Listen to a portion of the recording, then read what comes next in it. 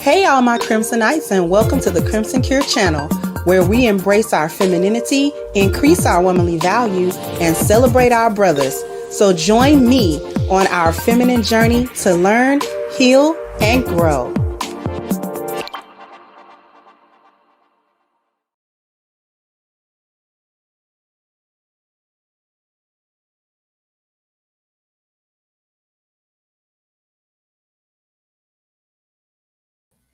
Hey, everybody, how we doing?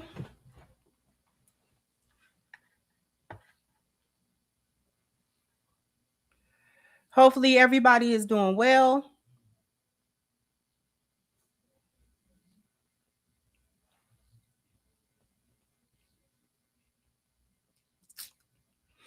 You know, I contemplated not covering this at all. I don't know how many people watch the actual show, the actual episode. Corey Holcomb's episode. It was on his channel, the 5150. And his guest this past week was Anton Daniels. And so I don't know if you all watched everything that led up to the clips that actually went viral, right? And we're actually going to not play the entire thing, but I'm going to start it at the beginning. Because what people don't understand is that it started off a particular way, and then it blew up, and then it simmered down, and then it blew up again and culminated into Corey dismissing Anton off the set. Okay.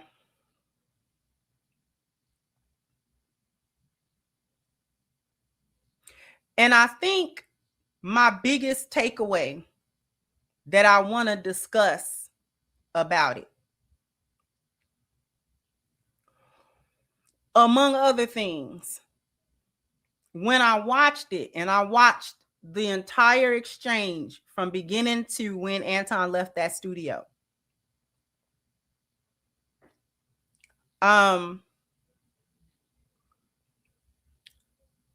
one thing that I wanted to do and talk about from a particular perspective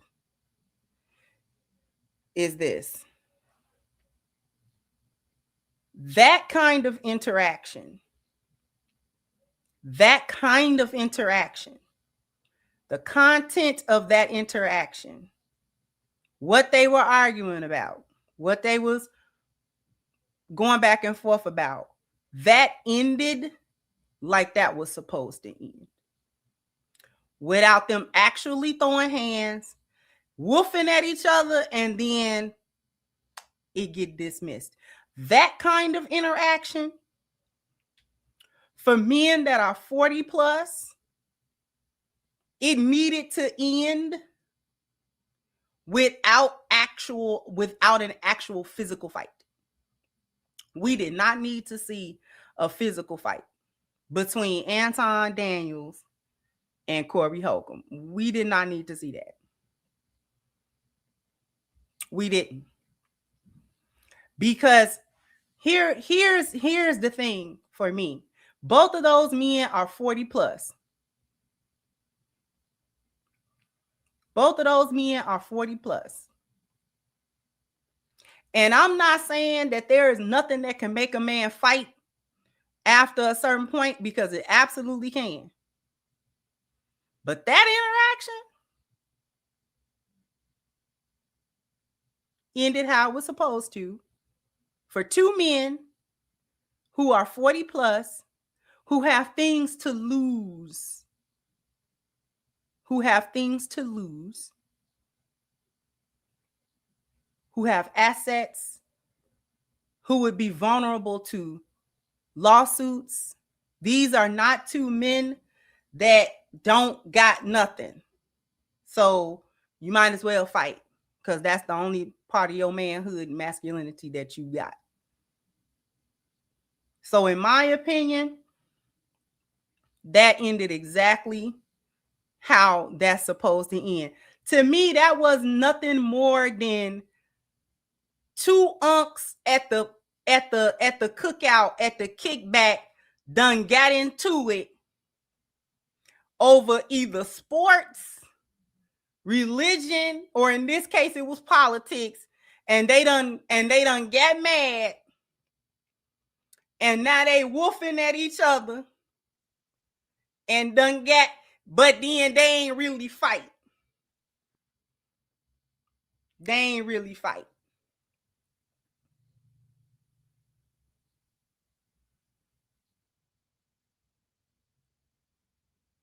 We have seen this plenty of times between men on and off camera. If you've been around any men for any consistent amount of time, you have seen men do this.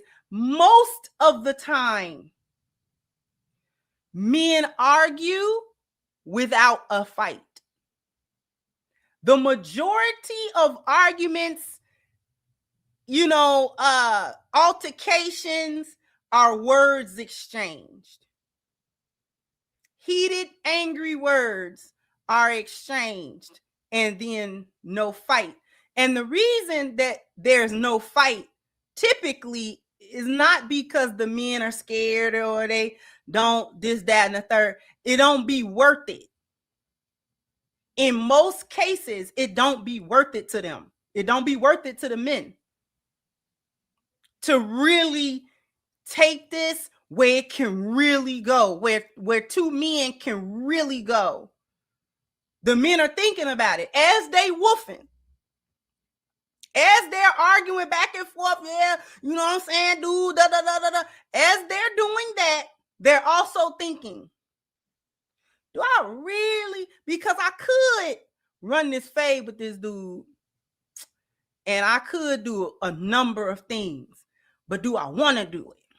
Especially you done crossed that 40, 50 age threshold. You got to think about that. Not 22 no more. You got to think about that. Because I done got old. And me fighting, that's got to be a fight that I'm willing to risk some stuff about. And is this argument that I'm having really worth certain outcomes and what I got to deal with as a consequence behind it? Maybe not. Maybe not. Maybe not. Got to think about that. My other thing, before we start this process of watching, the other thing that I wanted to talk about is when is Black people and really Black men gonna give other Black men some grace on not fighting? You don't gotta fight all the time. You don't have to. You don't have to. And men know that. Men know that. Men know that. I ain't gotta fight all the time. I don't have to fight every time. Every time somebody get in my face, I don't have to actually throw hands.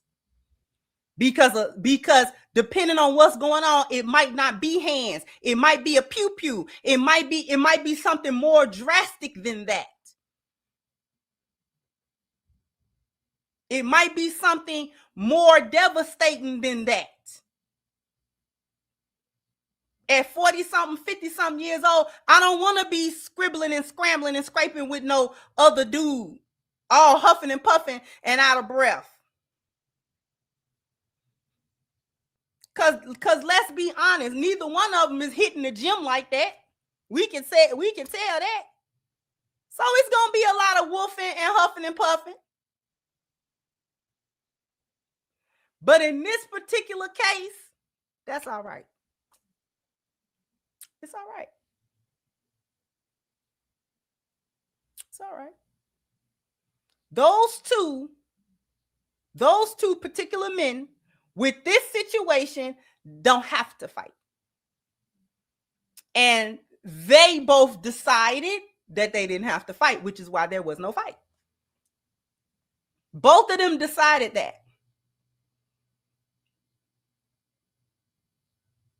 This is why I'm not here to say who was right, who was wrong.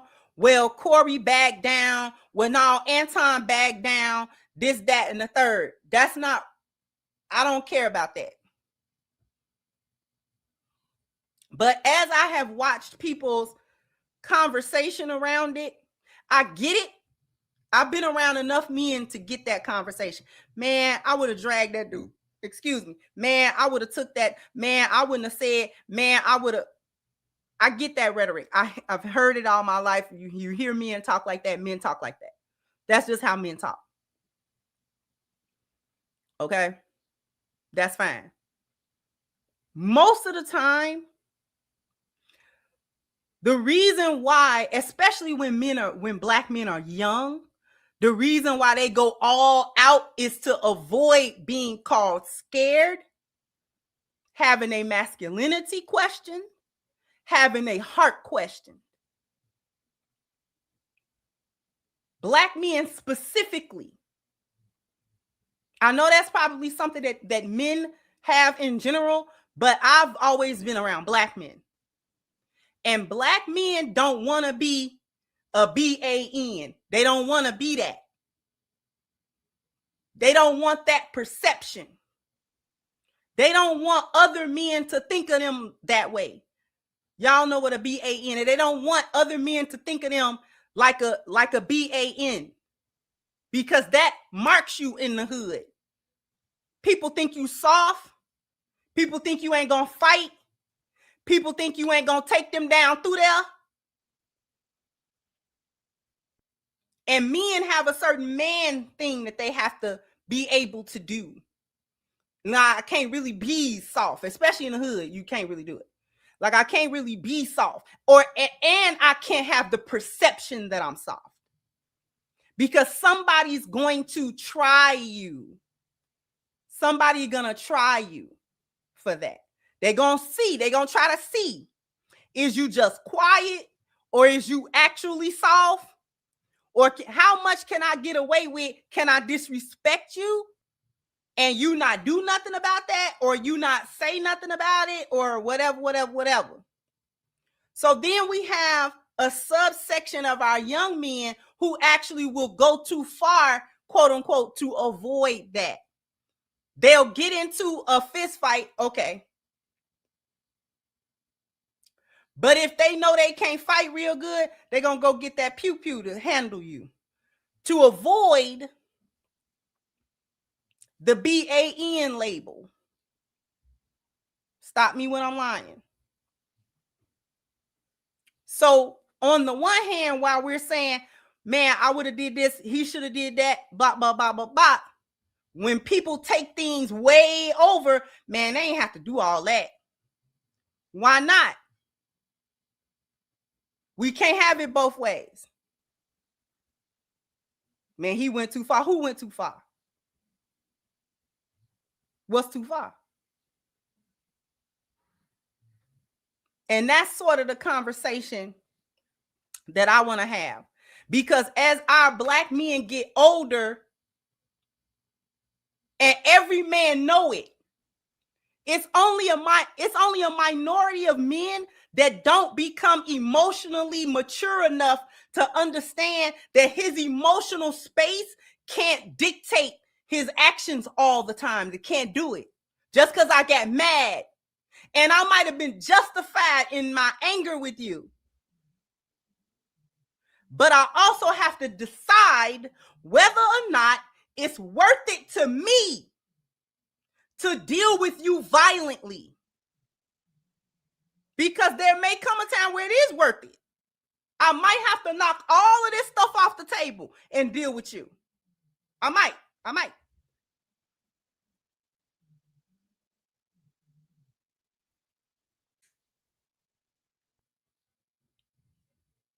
And we as a group have to be able to forgive Black men, especially after they done came out of their 20s, maybe even their 30s. And man, he walked away from that. He walked away from it. And it wasn't nothing wrong with that.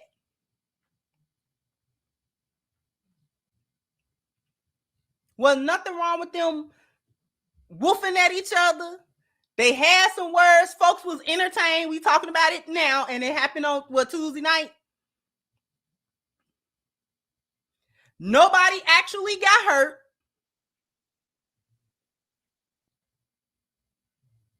And now it's content at this point. It's content at this point.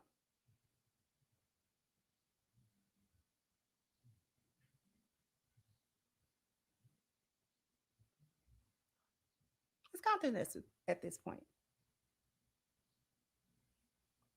That's the conversation that we have to have as a community. When is it okay for Black men to not have to physically prove with every altercation that they have, especially with another Black man, whether he agree with him or not? I gotta do violence to that man for every infraction, altercation, or problem that I have with him to prove that I'm not a PUSSY.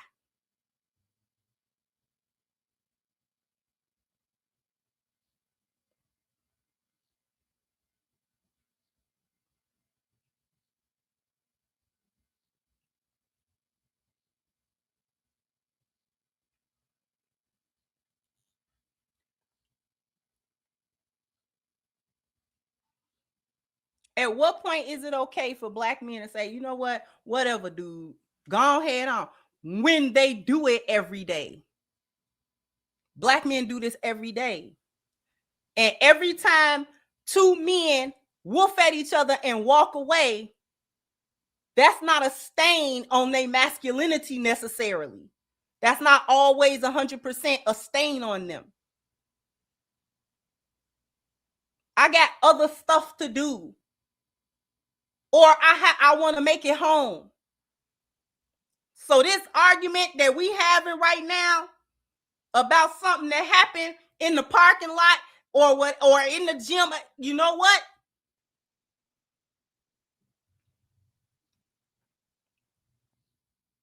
Just forget it. Just forget it. I'm out. We cannot shame Black men and call them BANs or the P word, or say that they're not masculine or they scary or they this and that whenever they decline violence, and then at the same time be talking crazy about Black men when they engage in what we think is senseless violence. Because it might not have been senseless to them.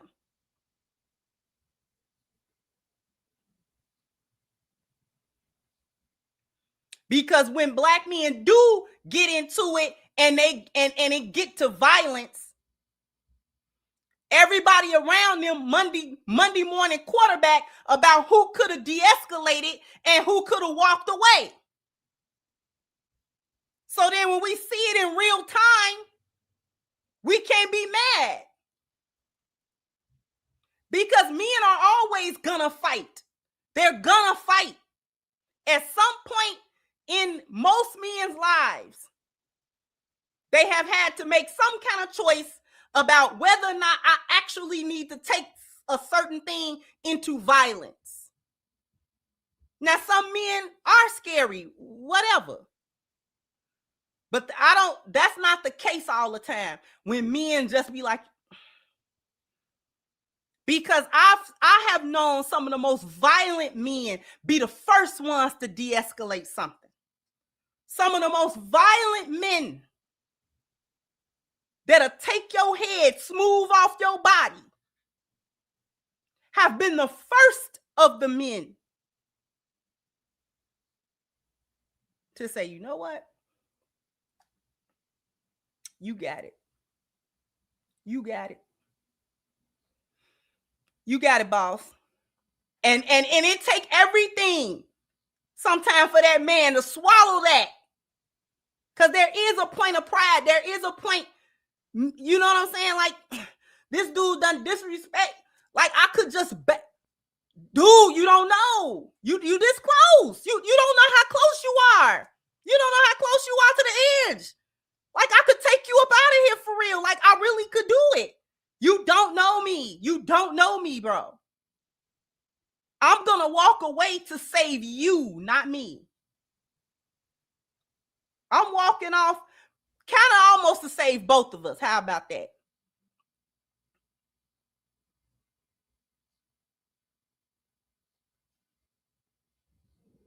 That's why a lot of men who know what's up, they be having manners. They be cordial. They be having some manners with you. They have manners with you because, see, I'm not even trying to get it to a place where I might have to come out that bag on you. You don't want that, and I don't want that. Neither of us want that smoke. And we got to be okay with black men when they do it, especially when they are mature-aged men. You almost can forgive young men because they're young, the testosterone is up. You know what I'm saying? They up. They're in that space where they're proving. They proving I ain't no sucker. I ain't no punk.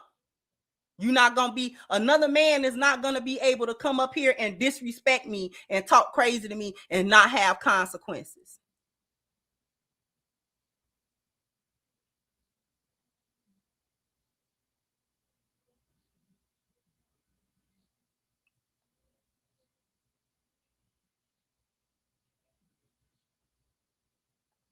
Exactly. RLI said, especially as men get older and accumulate more assets and knowledge. Also, we're able to regulate emotions better as we age. Nothing to do with being scared. It's just a calculation that it's not worth it. Exactly. Men do, and men will tell you this. Stop me when I'm lying. Risk assessment and risk analysis. Is all of this worth what I have? Possibly losing it, being in some type of legal trouble. Perfect example. Shannon Sharp. Every man understood his like, you know what? You got it. I'll give you the money. I'll pay you to get out of my face. Because if I pay you to get out of my face, even though I don't really want to do that, it'll prevent me from having to go through a long drawn out process of court cases and maybe more of my personal life being exposed and all of this type of stuff. So men understood Shannon Sharp's risk analysis. What's the lesser of two evils here for me? I'm wealthy. You know, I have other stuff going on. I may lose a few things, but I won't lose my podcast. I won't lose everything. So fine. I'll lose this. And then I'll just have to eat the whatever the social backlash is. And I'm just going to keep going. Okay. Whether anybody disagreed with that or not. Because the other side of that coin was to fight for his name. To not have that smear on him. So we understand it when it's non-physical. But we don't understand it when it's a physical question. Men are doing that same risk analysis for physical altercations. What's best for me? So if I got money, a family, assets, things to actually lose, how much of that do I want to lose? Now weigh that versus how disrespectful or threatening is this altercation right here? Is it worth whatever it is I think I'm going to lose on the back end of that? And the answer to that question is the answer to whether or not I'm going to knock this dude's head off or not.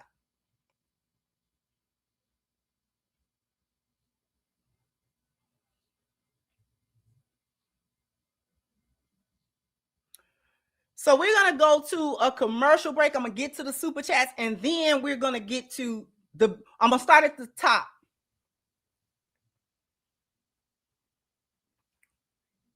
So after these messages, we'll be right back. Because I need everybody to go to ashkicking.com. The link is pinned to the top of the chat. If you want to keep your skin looking and feeling its best in 2026, then you need the body butter that's on the screen right now. Please take advantage of your 10% discount using the promo code Crimson at checkout. Once again, the link ashkicking.com is pinned to the top of the chat. I need you guys. You guys a bam, bam, bam, bam. You got to hit the like button. Bam, bam. You got to go ahead and hit the like button. Let me get to the super chats. Thank you. HVAC said fades were about to get handed. It's messy, but nah, both Anton and Corey too old for that mess. Said at 27, don't test me. Had that been me, Crimson is right. Would have had Corey and Anton lunch money, not they lunch money. Thank you. RLI said Corey realized he had stuff to lose. If he threw a punch, he could have lost his channel, got demonetized, etc. Same with Anton. That huffing was pride trying not to show weakness. That's all this was.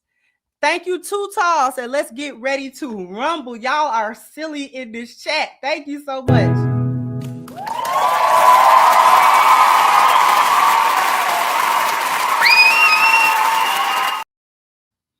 Thank you, Urban Extraordinaire said, but you have to be careful to equally not let disrespect go unchecked because it sets a dangerous precedent. I'm with Corey checking Anton. Hey, what's going on, twin? Wait a minute. Mr. Grinch. What's poppin', twin? How's it going? Hey, you doing? So I'm glad I have a military bearing because what shouldn't have started at all could have ended a lot worse if otherwise. And from what I just heard, one of them went in with intentions to start chaos. Y'all can make y'all own judgment because I'm gonna start it from the top. That I'm gonna do.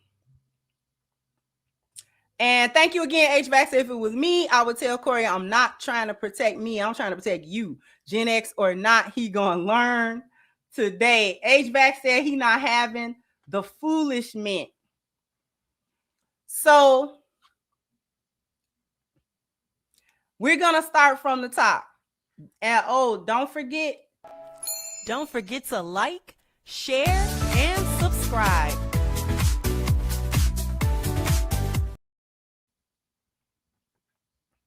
All right, so we are going to, like I said, we're gonna start it from the top.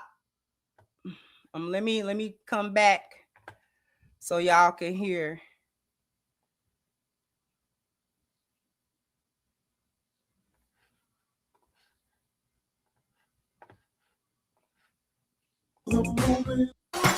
Second show of the year, we jumping it all. Y'all already know what's up. I'm Corey Holcomb, eating these cherry sours I shouldn't be eating. This is Darlene OG Ortiz, for people who don't know. Thank you for that. Oh my God, not the full thing. I was on time. I'm gonna just say that. Hey, Yes, we sir. expected it. I already knew. That's why I got here almost on time. I was on time. My man. Now, just as an aside, for anybody who has even casually watched 5150, you know that Corey is notoriously late for his shows. He does not really show up on time most of the time. And the chat usually roasts him about it at some point. But we're gonna continue. You dig what I'm saying? A lot of y'all know. We said he was coming. Anton in the house, Hey man, let me tell you something. I'm so glad you're here because people need to see a clash like this. Not a clash within something bad, just people who got something to say, like what you say and what I say.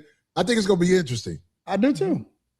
Yeah. I think it's gonna be really interesting. And we had a great conversation too. We had time before you got here, so we had a great conversation. I buttered it up. So Are you peeping the energy? Learn quantum. There is a posturing happening already. And it's not violent or anything like that, but I consider this sort of male posturing a little bit. But there's definitely a bit of posturing happening at this moment.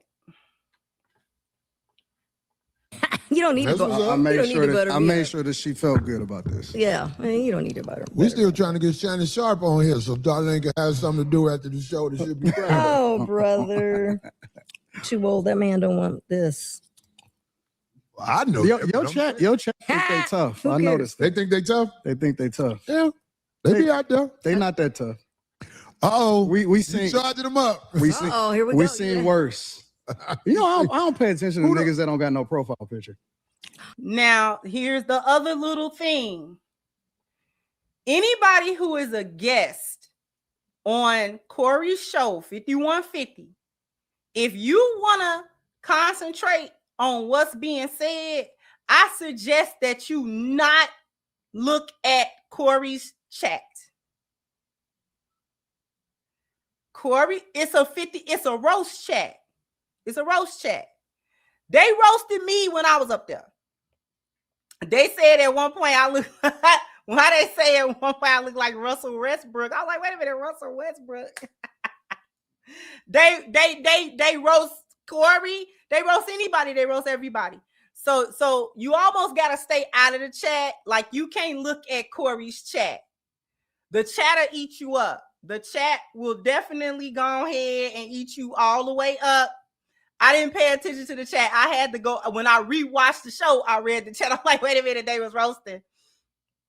But you can't pay that no mind. I specifically did not read the chat while I was on Corey's show because you're gonna see something that's like, what? And I'm a roaster, so I'm gonna roast back. But you really can't. No matter how good of a roaster you are, you really can't overcome a whole chat of folks doing it, right? Because you can't keep up to it. So that's just another thing with Corey's chat and Corey's show.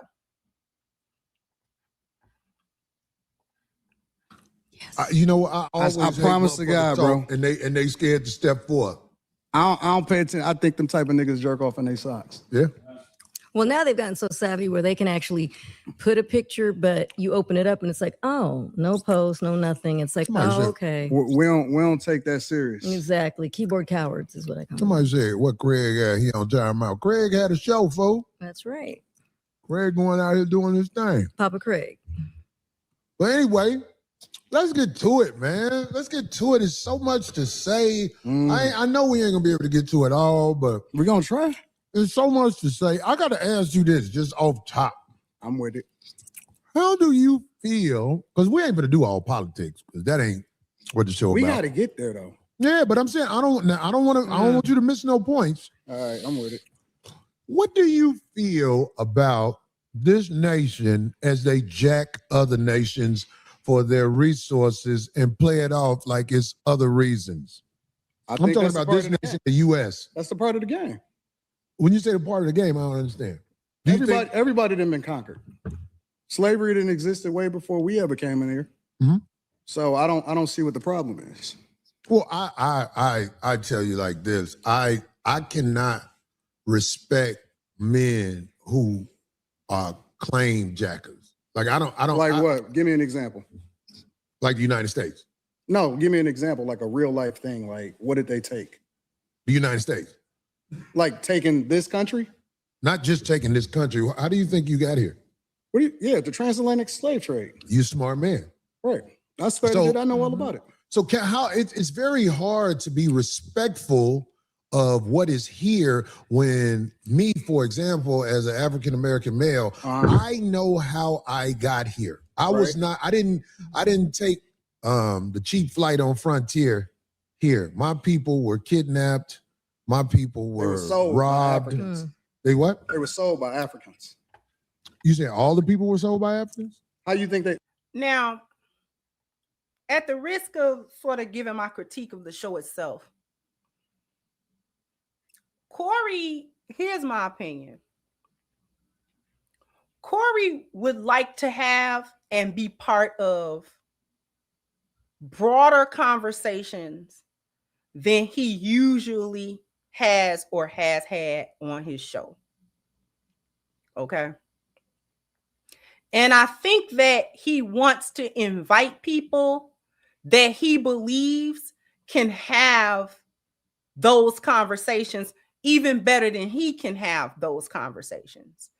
And from that standpoint, I can't be mad at Corey because it's always edifying to have conversations with people, especially on topics that you might not personally be all that well versed in. It's always a good thing to not be the smartest person in whatever room you're in, because you want to be able to learn something from somebody, even if you don't agree with them or whatever the case may be.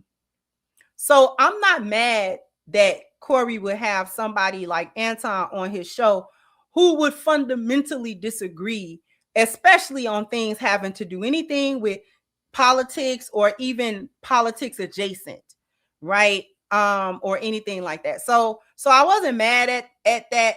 That shows actually some level of growth, you know, that you're willing to have a conversation with someone about a topic that you may feel strongly about, but you might not necessarily have all the facts about, and you're willing to have the conversation with them. All right. Right. The convo is regular right now. I want y'all, the reason I'm showing y'all from this point is so y'all could hear the workup instead of just isolating those clips, because the clips are slightly misleading, slightly. So you really actually want to hear the conversation was heated, but it had not gotten out of hand, right? It gets heated before it get, you know how it go.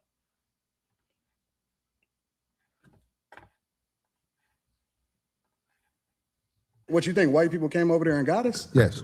No, they were sold. So they just capitalized off of it better than the Africans did. Okay, so you're saying that all of the black people that were brought here were sold by Africans. Correct. So the white people were just doing transactions over there. Absolutely. It was capitalism. See, the thing about white people, you think that racism is inherently in them. Racism is inherently in all of us. Black people is some of the most racist people I've ever seen in my entire life. We don't even like each other. So can I ask you a question? No, hold on. Let's stay there. Okay. We don't even like each other. And so black people participate. Some of the first slavers in the United States of America was black people. That's the truth. So what I'm trying to understand is, was slavery in the United States before? Slavery existed thousands of years before we got here. Okay. Slavery was on every single continent in this world. That's a fact. Now, the thing that's a problem with it is that, then this is the problem that I have. What you niggas want? What do you mean when you say what you need? What do y'all want?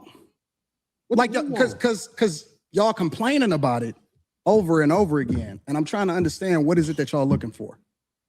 What is going to help y'all? A whole thing that has happened because I'm solutions oriented, and I'm tired of niggas that ain't never been through shit complaining about shit that they ain't never been through. If you black in the United States, you've been through some shit. But I'm tired of niggas complaining about shit that they have never been through. Like, you've been through some shit, but you ain't been through that. I don't understand. So, what are you saying? Like, because most of the niggas that's complaining about it ain't never even really seen real racism. These is new niggas. All of these internet niggas right here, these is new niggas. So are you saying black people in the United States, some of them have skipped over racism? Yes. Definitively. Come on, man. Definitively. You have a greater chance of being killed by somebody that look like you than to ever interact with somebody that don't look like you and kill you. But do you That's understand, a fact. Do you understand that it's made like that on purpose? The position, it's the system. The The system position against us. I got it. Okay, but the position you and your people are in. Who is my people? Black people. Do you claim black people? I'm a Christian first. I claim. Well, I think something's wrong with that. If you don't want to say you're a black man first, I think something wrong with black that. Black is a construct. They told you that you was black. Okay, well, that's brown, why you start brown believing it. then. No. We not brown. We not black. We not none of that shit. Oh, well, what are we? We not none. For me, I'm a believer in God. That's what I am. My foundation is always going to be Christianity, Christ, Jesus first. I don't claim none of that other shit. You're not gonna get me to believe in you based off of some shit that you can't control. You didn't pick it. And the thing about other cultures, whether you're black, Chinese, Asians don't fuck with each other just because they're Asian. Chinese people and Japanese people and Taiwanese people, they're all different. Koreans are different. All white people don't fuck with all white people. So why do I have an obligation to fuck with somebody just because he black? Okay. And then the definition of how you define black is based off of something that a white man gave to you. Okay. Well, trust me, brother. You white people, let me tell you something. I know Caucasian people that have looked at me and threw me licks. But I am from Chicago. And I'm from Detroit. It was Chicago is very segregated. I knew nothing about Caucasian people until I moved to Los Angeles. And a lot of the stories I heard, it turned out to be just that. But back to this Christianity, you have to understand this. Now, I'm going to pause it here and give a slight bit of critique about the subject matter that they are discussing. For one, Corey's right, and people who don't live in Chicago maybe don't know that Chicago is extremely segregated to this day. Every part of Chicago is racially, ethnically, and culturally separate. There's Little Italy, there's Chinatown, there's Pilsen, okay, there is the Austin neighborhood, there's Little Africa, there's the Indo-Pac north side of town, then you got the Rainbow side of town, then you got, okay, all right, so it's extremely segregated by race, culture, and ethnicity.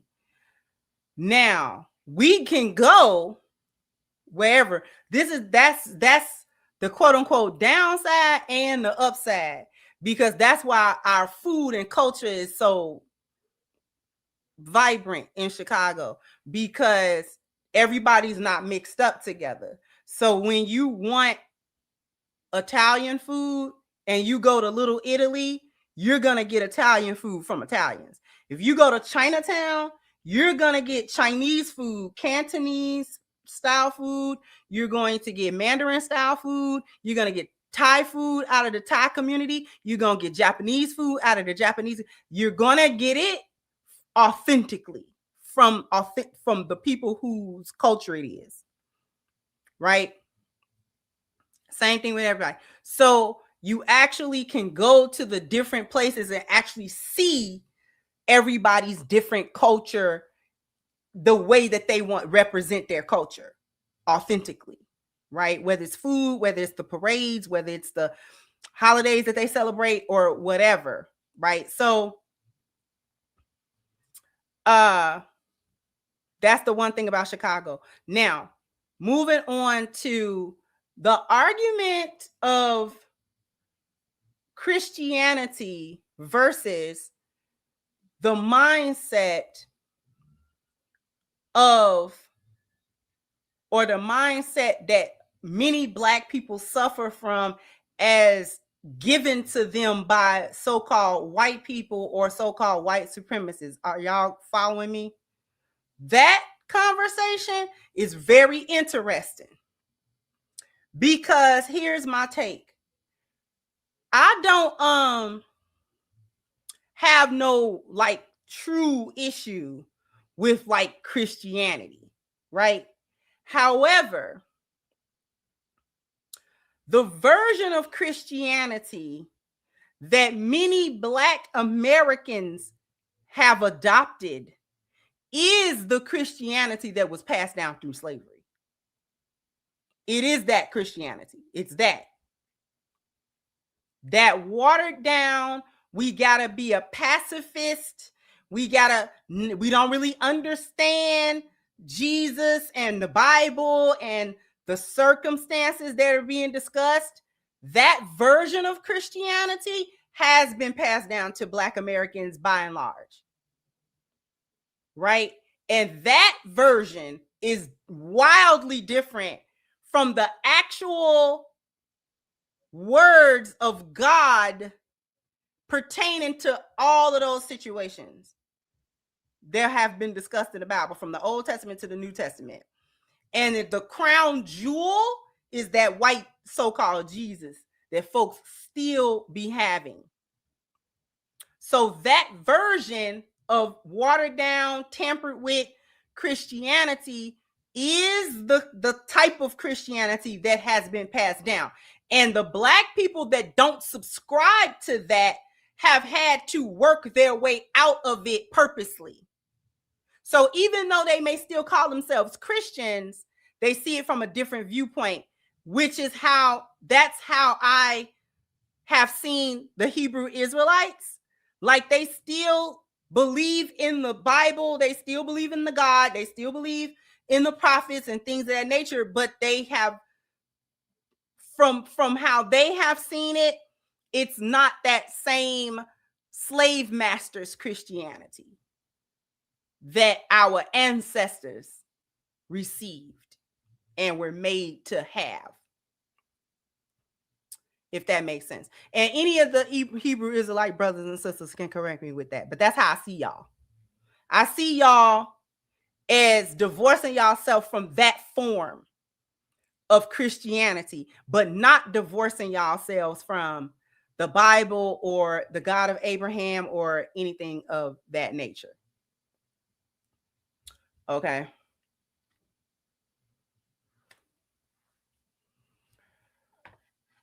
So, and I'm definitely gonna cover Drewski, because that whole thing, yeah.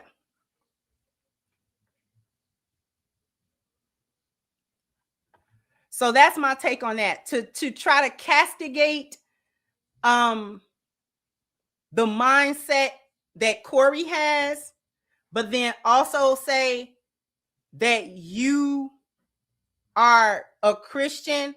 What now you might have to answer what kind of Christian, because I don't know, right? Are you the kind of Christian that accept the Christianity that the white man gave our ancestors and that they passed down to us? That kind of Christian, or what kind? You almost got to ask what kind.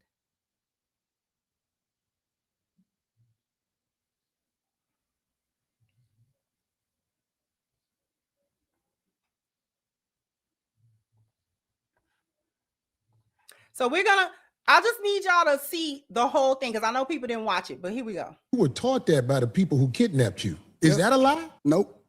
Okay, so we was taught everything that you know on this earth, it was taught to you. The racism that you have in your heart, it was taught to you. You say I'm racist? Yeah, absolutely. Oh, I studied you. See, wow. I studied you. This is why Where am I racist? I don't know a lot of racism in me. Absolutely. But maybe you can show me something I don't know. We're going to get there. I wanted We'll you get guys there. to start the show off in your own No. When Brother Anton Daniels was talking to me on the phone, I knew that we didn't see eye to eye on a lot of things, but I believe we can have a conversation like men. It's like a lot of stuff he said right now, I disagree with so much. But both of us. I'm going to try to make a point, because I have the hopes. I have the hopes in reaching him in a way. You know what I'm saying? I know that ain't guaranteed. I'm not. And I have the hopes that I'm going to get y'all off of the Democratic plantation. Yeah, because I don't know nothing about the Democratic plantation. Everything that you speak of it's a reflection of the same thing that they speak of. So you may not claim it. And everything that Corey just said is why I couldn't be mad at him for bringing on someone that he knows that he disagrees with on various topics, right? Ideologically, he doesn't see eye to Anton. And they have a conversation over the phone about certain things. But please come to the show, because it could still be a fruitful conversation, right? It could still be a fruitful conversation. And he said, I disagree, but we can have a conversation like men. Okay? We can still have it. So Corey's actually being really diplomatic. Okay? Corey's being actually real diplomatic, especially for a Chicago dude. He actually being real diplomatic, because I don't think at this point that he has no problem with Anton. Like, it's not beef. Just because we don't agree, that don't make it beef. That don't make beef. Disagreeing with somebody don't make it beef. But you're a reflection of it. Well, if I reflect something that is this Democratic plantation, I tell you what, I really don't study a Democratic plantation. I try to study being a stand-up human being where when I look in the mirror, I don't see a slick motherfucker. Right. That's who I am. I'm with it. I don't like slick motherfuckers. That's the first thing we agreed on. Okay, well, good. I'm glad we got there.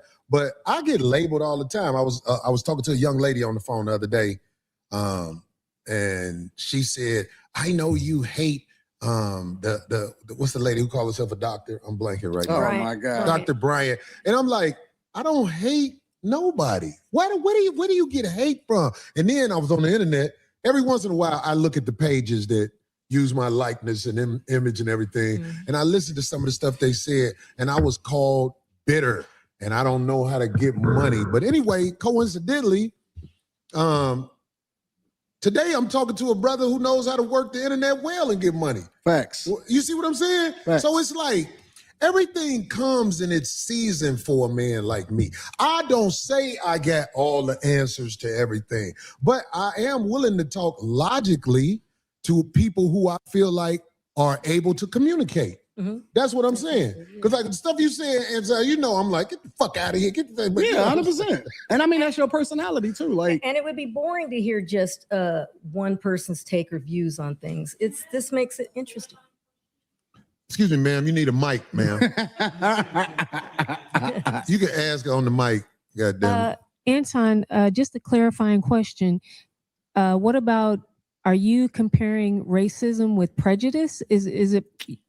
Do you think Black people can truly be racist, or are we just prejudiced? No, I think that there's a lot of people that hate white people, like straight up hate white people, and it's very unfortunate because they're not even the ones that's winning over here. But we compare ourselves against a group of people that the majority of them is on food stamps and welfare. They would be a disappointment to their ancestors. Right, but isn't true racism a system that controls access to, Well, that's the argument, right? The argument is we can't make sure white people don't get access to certain schools and programs and things like that. The main way that they need to be empowered to be racist, to be quite honest. See, that's what I was going to say.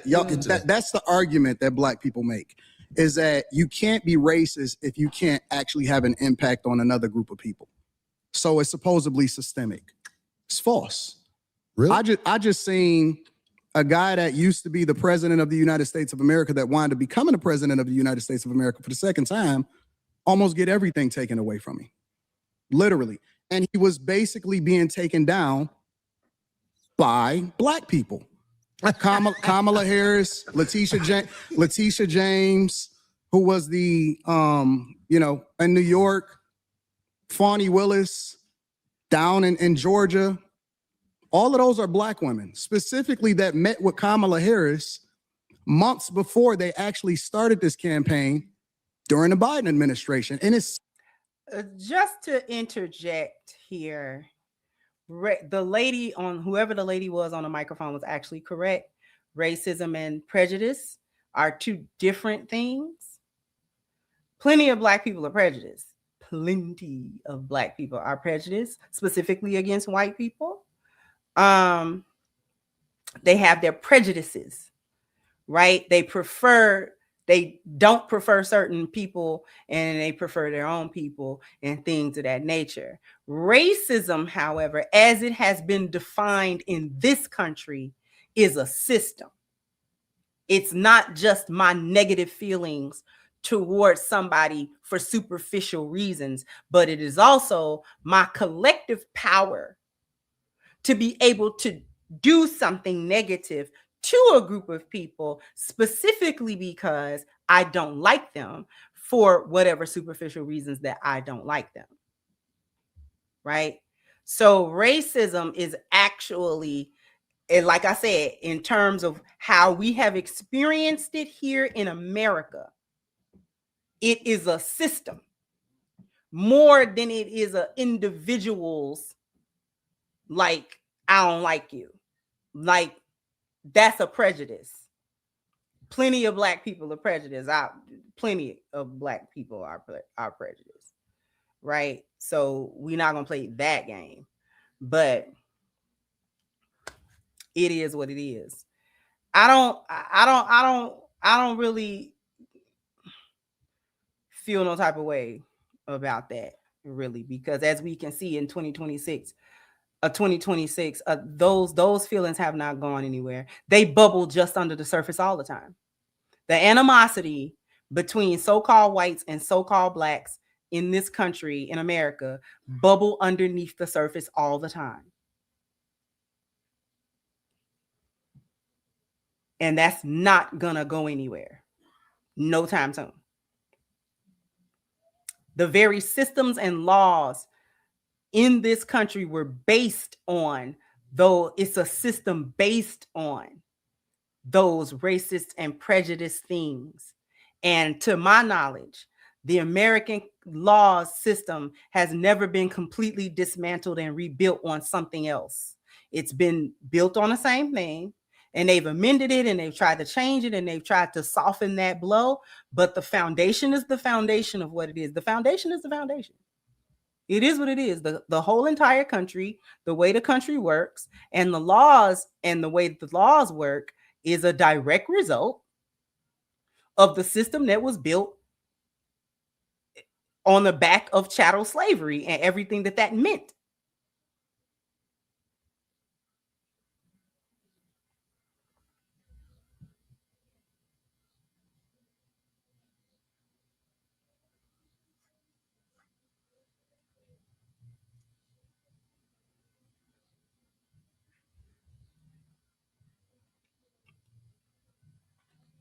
So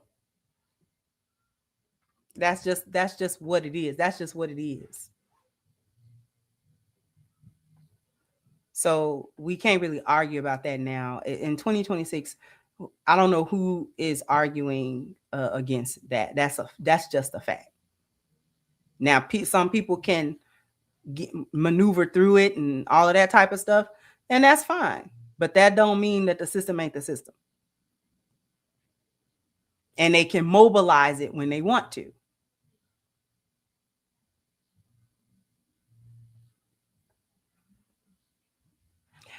That's my whole thing.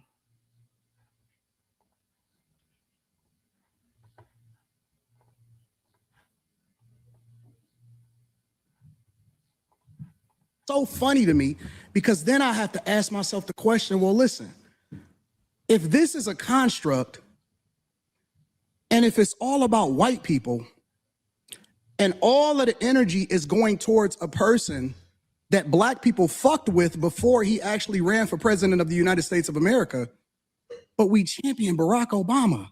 Not me. No. Take yourself out of it. We talking about the culture. It may not necessarily be you individually, but we as a culture fuck with him. Fuck with who? Barack Obama and his wife. We fuck with him.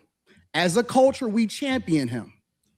We absolutely do. And he didn't give y'all shit except for gay marriage. You know I know that. That's why I ain't arguing with you on this point. Absolutely I vote. Are you independent? What do you? I'm a Republican. You didn't know that? I'm a straight up and down Republican. And matter of fact, people need to really understand their history, because Republicans were the party of black people. It's the original party of black people. They were the party that actually freed the slaves. Lincoln was a straight up Republican.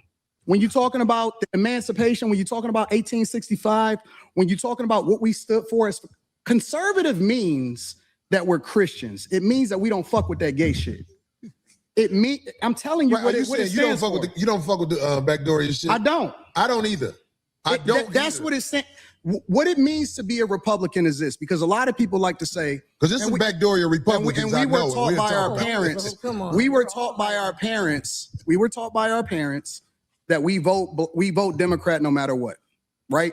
Regardless of what they stand for, regardless of the agendas that they push, regardless of how much nonsense that we see in our communities, regardless of how many Democrats actually destroyed our cities from Chicago to Detroit, all across the board. We were taught to vote that no matter what. You vote Democrat no matter what. I agree. But this is the difference between the parties on a very fundamental level, not complicated at all. Really? You finna say it's a difference between the parties? This is the difference. I can't wait to hear this. No.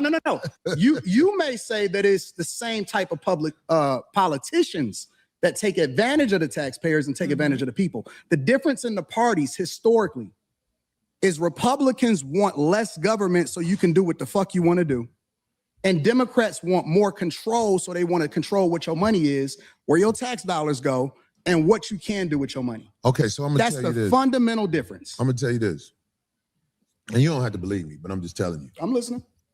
The people in charge are not Democrats or Republicans. I understand Kamala Harris is allowed to do whatever she's done. We get that. This new president, he's allowed to do whatever he is willing to do, or they allow him to do. Facts. Everything is allowed. There are people in charge of this nation that flat out run shit. And if ain't nobody got the power to uproot them, then we're going to keep having people paying a whole bunch of money for houses and a fire hydrant don't work in front of it, but they'll charge you for the fire hydrant in front of your house. But we got a less than 20% voter turnout rate in the local elections. Well, you understand voting don't work, right? It does work.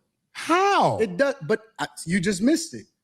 I heard everything you said. I can't wait till you tell me how voting makes a difference in this country. We have a less than 20% voter turnout rate in local. Ain't nobody going for the sucker shit no more. We got to go. You're missing it. You got to uproot the people in power before a real difference happens. Voting is for suckers. It's not. People that don't vote are ignorant as fuck. Well, I guess I'm ignorant because I would never participate in no people sucker that shit. don't vote. And I'm gonna show up and vote like a sucker. And not only is it ignorant. We had Republican presidents. We had Democratic presidents. We in the same joint. I'm talking about locally. You talking about national. I don't give a fuck if it's local. It matters. If you vote, absolutely matters. That means you in line. No, if you vote first, the first thing that it means is that you respect your ancestors that died for your right to be able to do it. Your ancestors it's so funny to didn't do it like this. Because people went to war when the government tried to overthrow the people and the power of the people. It was wars. There hasn't been a war inside the U.S. where the people who getting fucked over are doing something about motherfuckers with 30 felonies being the president. It's war. All sucker shit. It's a war every day. It's just not physical anymore. Well, that's the problem. We need physical wars. It's not. Until motherfuckers ready to jump it off, it's not. We're going to always be talking. But see, real gladiators don't talk. Real gladiators make it happen. And the gladiators, I ain't going to lie, we are under control right now. We haven't rose up and did what needs to be done. Who are you? There's a reason why I'm not fast forwarding through it. Because the fast forward into the quote unquote good part is not, it would defeat my point. Okay. It would defeat my point of showing it to you. Okay. So I'm not fast forwarding it for that reason. Okay. Now, speaking to the actual point, I don't like voting. However, because I agree with Corey on We've had Democrats and Republicans, and the country has never wavered off of its trajectory. Never, not one time. No matter who has been in what office. Now, with that being said, I have also said that any kind of change that affects your day-to-day life, if you did want to vote, it would be smarter to vote in local elections. It would be smarter to do that because the aldermen and the councilmen and things of that nature that is a part of your city, they have a lot of control over things that affect you immediately day to day. You know, the condition of the roads, the condition of the schools, the condition of, you know what I'm saying, things of that nature. So if you did want to vote, then the voting would probably be most effective for your local government officials and things of that nature, so that you can come to town meetings, so that you can come to their meetings and say what you need to say, you know, and have a say, and actually that say be something and mean something to them. If enough of the constituents of a particular city or a particular county show up and they talk heavy at them, then they're gonna fold like lawn chairs. That's the whole point. Like they gotta fold. And they usually do. When people actually show up, they fold. So the power of voting locally is, for example, Dearborn, Michigan. Most of them are Muslim. And because they vote locally, they have masjids and they have schools for the Muslims, and even the public schools. Those parents was able to show up at the public school district and tell them that they're not trying to have all that rainbow stuff in them books with them kids.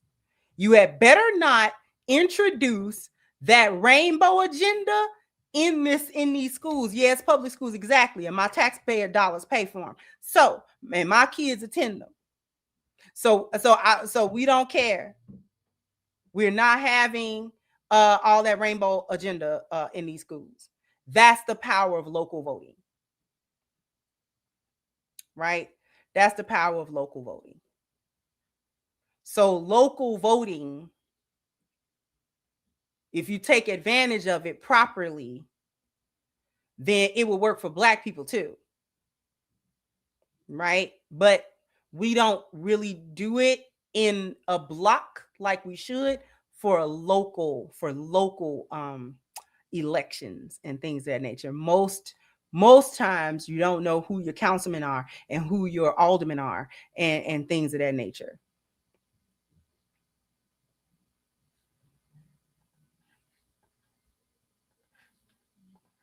Under control by it ain't you under control by the people who will motherfucking blow this motherfucker up. We ain't stupid. Who is he? Because I want to know who. Why do you think that ICE agent was able to shoot that woman? I want to know who the. Hold on. Let's be real. Fuck that woman. Well, that's what you would say to somebody you don't know or whatever. No. I'm on the streets. I've been pulled over by the police. Who ain't on the streets? Or the ICE agents or whatever. You in LA. I'm in Detroit. I'm in the blackest city in the United States of America. I can move anywhere I want to go. I choose to stay in the core of my city, and I choose to participate in my neighborhood. I choose to tithe to the streets. I choose to put kids through college. I choose to interact and truly use my tax dollars and whatever it is and give jobs. I employ over 50 people. I put my money in my community with my people. So I choose to engage. So when we talking about being in the streets, that don't count to me. I don't hear that shit. That's what should count. I don't hear that shit. Out there in the Nope, gotta say what's up. Hey, Mr. Grid. What's poppin', Twin? How's it going? Hey, you doing?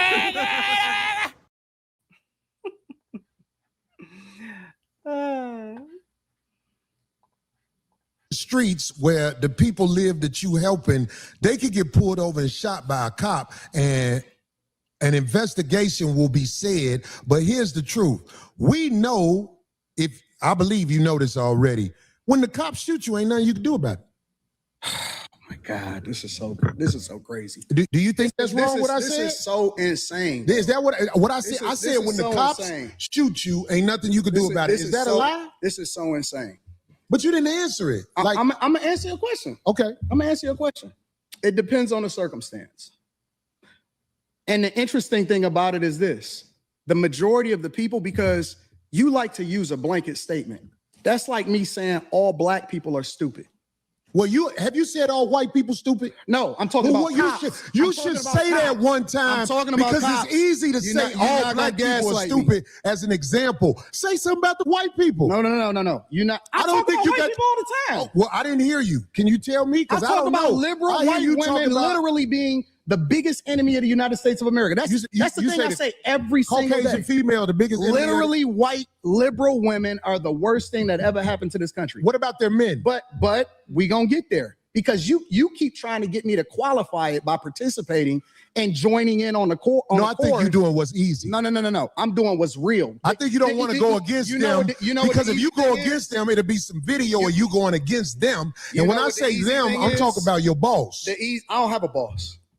We say that. We say that, but here's the truth. I don't have a boss. It's a reason you go after black males or black people quicker than you will go after white males. What are white males responsible for in this country as the downfall I'm of an equal accountability smoke giver. I talk about everybody. I'm just saying, I ain't heard you talk about white men since you've been up here. You ain't been listening. You ain't been listening. I've been listening to you. No, you haven't. I hear you taking you don't have the capacity to be able to listen because you're too busy. No. You got me wrong. You too busy. My capacity that you just criticized, that's an opinion. Here's the fact. Have you said something about Caucasian males and how they destroy this nation? Well, what did I miss? Let's slow down because you talking loud, but you're not saying a lot. No, you talking loud, and you still talking around. What did the Caucasian male do to America to bring it down? I'm not getting into that. You dancing around it. And that's why I lose respect for you when you start dancing and kissing Caucasian males' ass. But I don't. Don't do that in front of me because I'm not an ass kisser of nobody. Yes, you are. You suck the dick of black people right now. You doing the easy shit. What you do, let me tell you what you do. Let me tell you something, homie. I don't suck dick. Yeah, you do. Yeah, you do. So fix you doing it right now. I don't suck dick, You doing it right now. Homie, believe me when I tell you. I don't do that. I tell you. I don't do that. Listen. So don't come at me with no dick sucking shit. I'm going to give you the same energy you give me. Let's switch seats. I'm with it. Homie, I don't do no dick sucking shit. I'm a motherfucking man. I don't do no dick sucking shit. I don't give a fuck about none of Well, I tell you what, watch that dick sucking shit, because that'll go bad. Call it what you want. I don't do no dick sucking, you homie. say a lot of shit that I don't fuck with either. You okay, but that gay shit, I don't give a fuck about what you talking about. Hey, homie, I tell you what. I'm right here. Don't put no dick sucking shit. Don't put no dick sucking shit on me, nigga. I'm from Detroit. Say I suck a dick again. I'm right here, right now. All right, that's what I'm saying. I'm gonna respect you. Dance around it. Dance around it. No. I don't do no dick sucking shit. I'm gonna respect you because it's your platform, and I flew out here to have a conversation. We good. But you're not bossing up on me. Yo, we good. I did already. I don't do dick sucking shit. Put the microphone right now and going up back. I don't give a fuck about this shit. Homie, you just running your mouth. I'm not running my mouth. You running your mouth. I don't do no dick sucking shit. You doing this shit for the internet. You doing it for the internet. Now, if you want to say your time, no, hold on.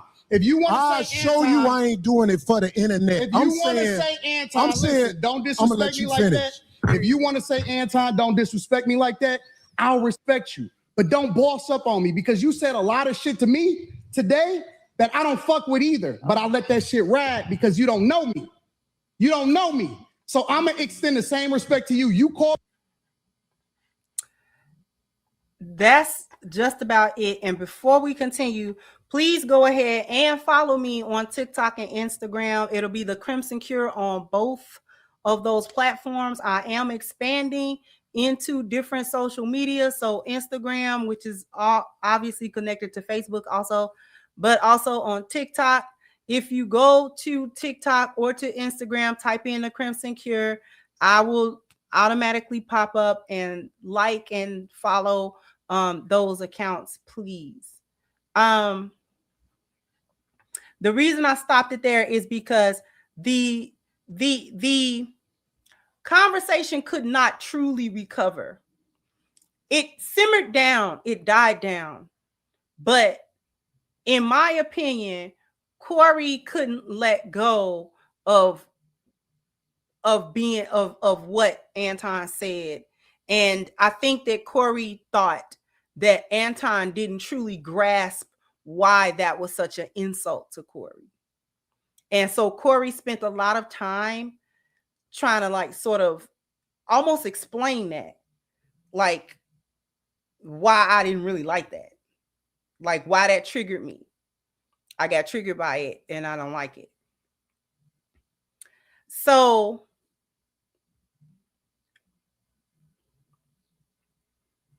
that's my opinion on,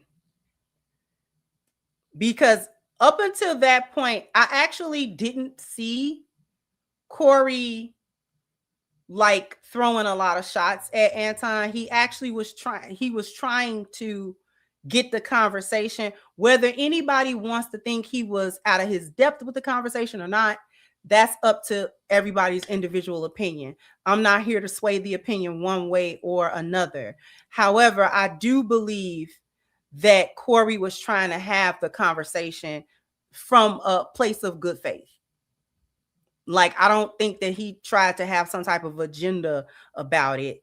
I think that he was trying to have the conversation, a conversation that he knew he wasn't going to agree with Anton about, but perhaps they could get through it. Right?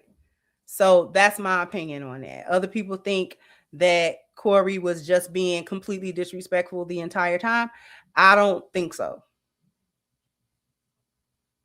I don't think that Corey was being disrespectful the whole way through. He gave too many compliments to Anton, and I don't think that they were fake. I don't think that they were fake compliments. I think he was saying what he actually thought, especially about the ability to have that conversation or whatever.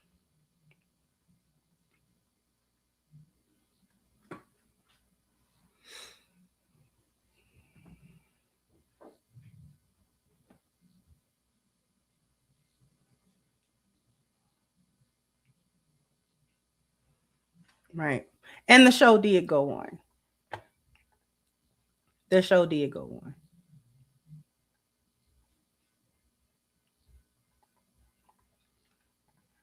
Right. As the show should have. As the show should have. I, for one, would not have liked to see any violence between those two, regardless of how they feel about each other or how they feel about each other now or how they felt about each other at the time or whatever the case, because I don't think it was worth it, and neither did they. Neither Anton nor Corey thought that it was genuinely worth it.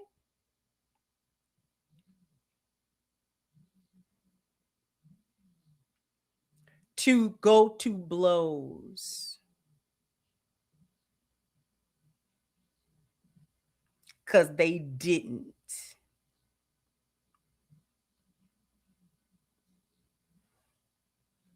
Because when men is ready for that, when men have decided, or at least one of the men out of the altercation have decided that he is going down, and forget whatever else happened after that, then it's gonna go down.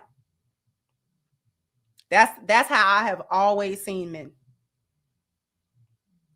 I've always seen men do that. They're either gonna mutually back off, mutually go to violence, or one of them ain't gonna stop and they go to violence anyway.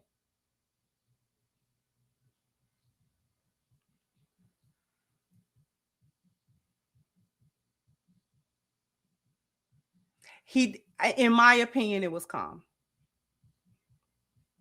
In my opinion, it was calm. That was calm for two men who was barking at each other, and one felt disrespected. That was calm. That was calm.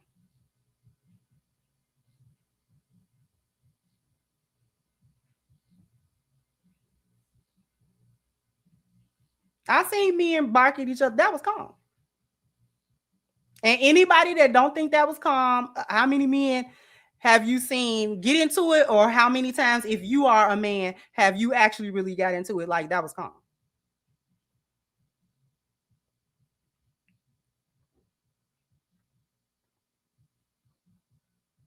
It was calm with the understanding that I'm upset, but I'm still like talking though. You still talking.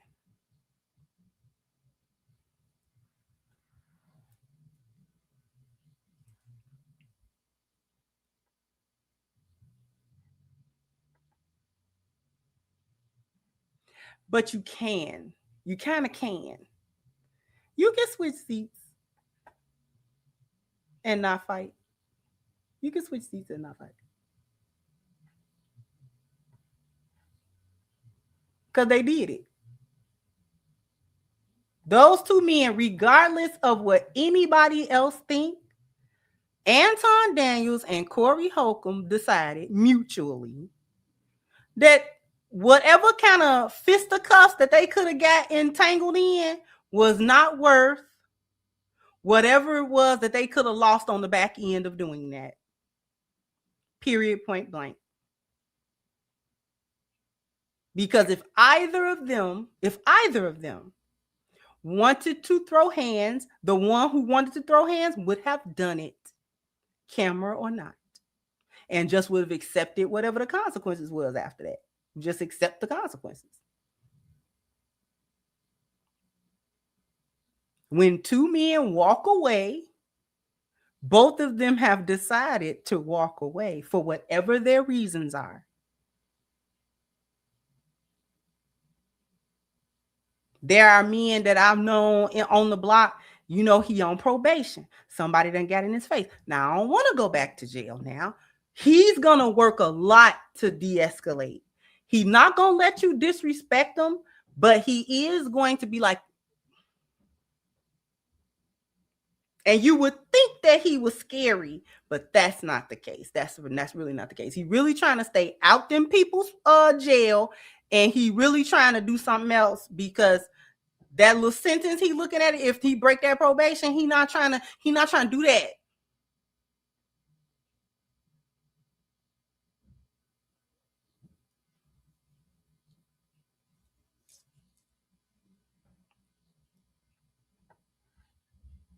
Exactly. It ended up, like my baby said, they got more motion off the content than the actual fight, which is a win-win for both of them. Because from what I can see, Anton doing a whole interview tour about it. Craig done came and said something about it, I think on his channel. Because Craig wasn't there for the whole interaction.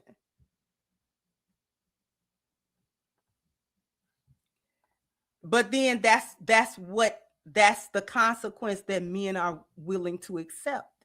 It could go there. But I'm not a man, but I have been around enough men to see where some of that stuff go.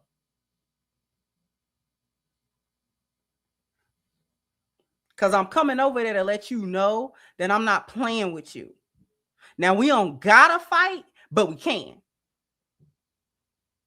But I'm trying to actually keep it to where we really not fighting.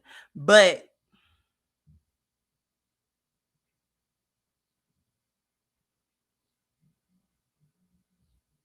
I have seen plenty of men do that plenty of times. They will get in each other's face and bark. It could come to blows. I think they both accept that. But most of the time, men don't be coming to blows. They don't.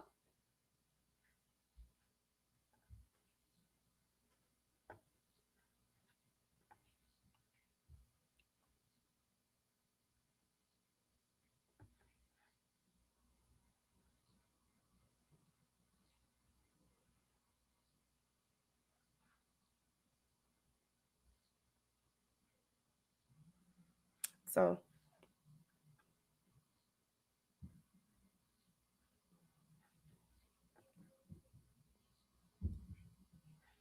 that was what I was talking about in the beginning, cowboy. Like after a certain age, men ain't trying to jump that bad. They ain't trying to jump that fast. Even if they ain't gotta be scary, but they ain't trying to jump that fast. You know, we can have a little gray area where we woofing. You know what I'm saying?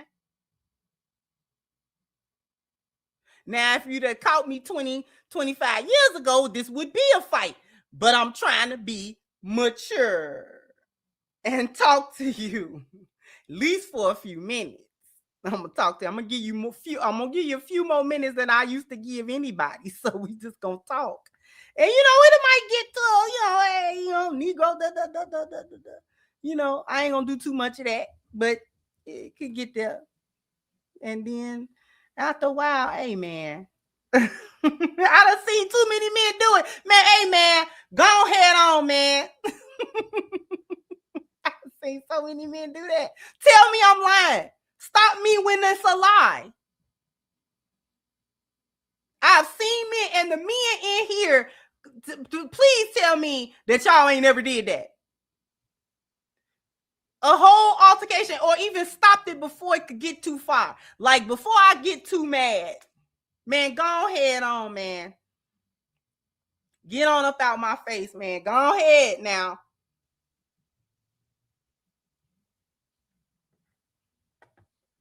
Because that means I ain't gonna keep on going back and forth and can on and stuff like that. You is really gonna have to actually go ahead and get up my face for real. Or else it will be what we was both trying to avoid. So go ahead now.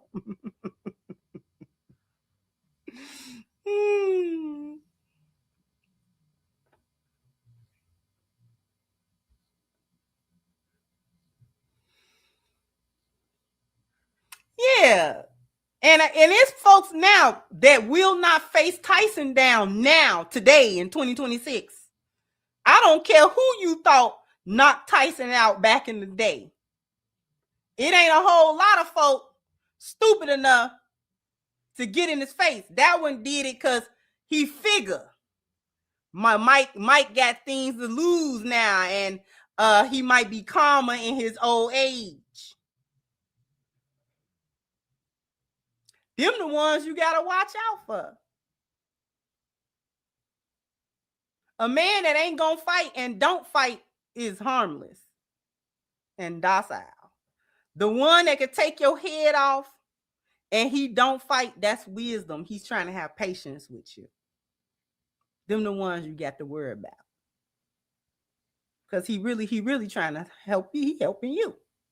Mike was helping that young man. Mike helped him.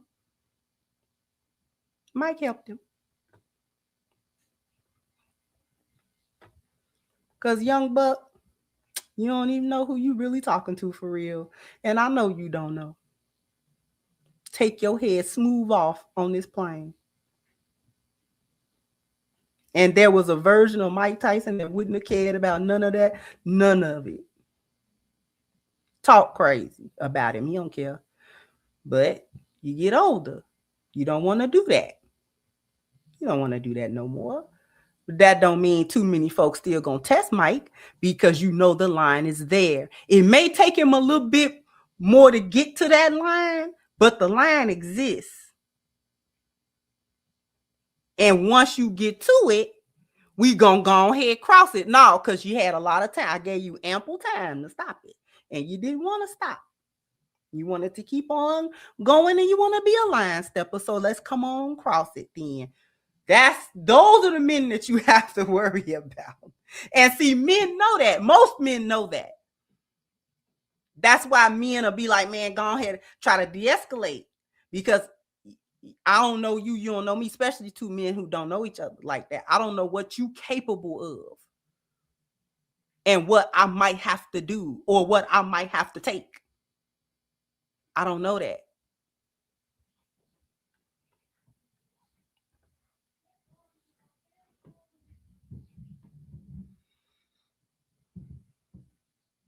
Exactly. That's one of the problems. Tyson still trained at the gym. Don't let that Jake Paul, ain't that Jake Paul ain't what his name? Don't let that fight fool you. Mike was trying to get a bag out that fight.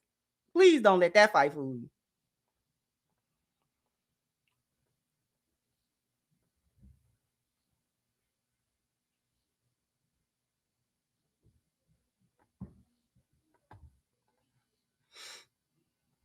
Let's see what we got here.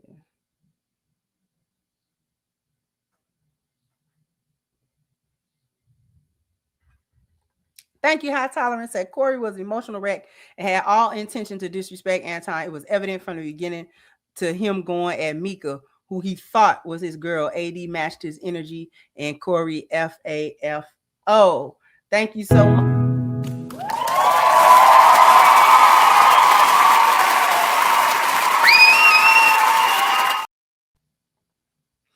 Thank you, Learn Quantum. Said you can tell Anton got his guard up, rolling up his sleeves. Thank you so much for the contribution. I appreciate you. I appreciate you, Don. Said Corey was simply outclassed from the start. The posturing was the start of an executed plan. No plan for violence, but just to outclass him on his pod. Thank you again, Learn. Said Anton don't claim black. He claims green. Thank you, Twins. At 80 talk like he know Corey better than Corey knows himself, and he doesn't. His psychological projection are literally childish, no class at all. Thank you, Jail. Said if Anton is Christian, needs to get off black people and focus on PDF priest Corey cooked. Thank you again. HVAC said a fake Christianity is why black people are seen as weak. The Christianity I study is about warfare and judgment, plus the Messiah is a black man. Thank you again. Jail said how is Trump getting prosecuted equal to racism? Thank you, Low Key. Said men have to set boundaries. Corey said his. Thank you, sir. Said glad you're covering. Corey is being civil. I only see one-way aggression, jabs, insults coming from his guests. Get the likes up. Thank you once again. JL saying Anton saying we now, but he said he's a Christian. Thank you once again. HVAC said in the South that rainbow mess is outlawed. Thank you, Gregory. Said salute Crimson. It did not sit well with many black men that Anton constantly called passport bros the N-word over and over. Thank you, Magnetar. Said this all could have been handled better. Thank you again. Learn said don't do it, Corey. He got bodyguards backstage. HVAC said I don't like Anton, but when a man says let's go out back right now, say less, my guy. At that point, diplomacy is over. Do you want boxing, Muay Thai? Thank you, Robert. Say Anton won't ever say anything against men on the right.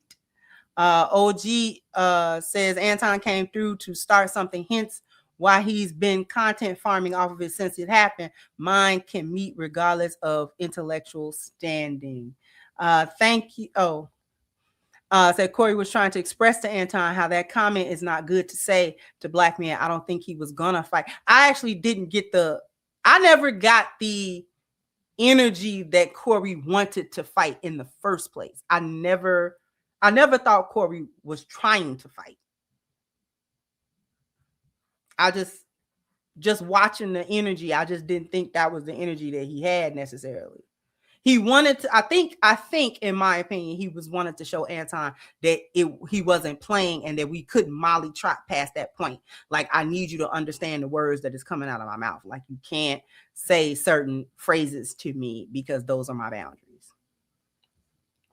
Thank you. HVAC said, honestly, we need to end this debate between hood and suburban folk. Some were saying Anton is a suburban dude. Don't get it twisted. I grew up in a country hick town. Country folks can fight. Not dismissing Corey's upbringing, though. Thank you so much.